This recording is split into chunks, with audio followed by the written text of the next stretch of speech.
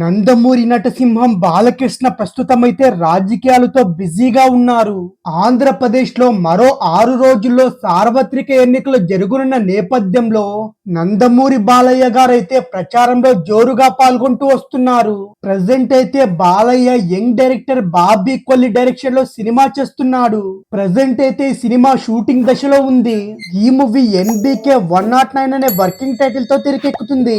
ఈ సినిమాలో బాలీవుడ్ నటుడు బాబీ డియోల్, తెలుగు నటి చాందినీ చౌదరి, దుల్కర్ సల్మాన్ మరియు ప్రముఖ డైరెక్టర్ గౌతమ్ వాసుదేవ్ మీనన్ అయితే ముఖ్యమైన పాత్రలు కూడా పోషిస్తున్నారు. ఈ హై లెవెల్ యాక్షన్ ప్యాక్డ్ సినిమాను సితార ఎంటర్టైన్ బ్యానర్ పై సూర్యదేవర్, నాగవంశీ, ఫార్చ్యూన్ 4 సినిమా అలాగే సాయి సౌజన్య గ్రాండ్ గా నిర్మిస్తున్నారు.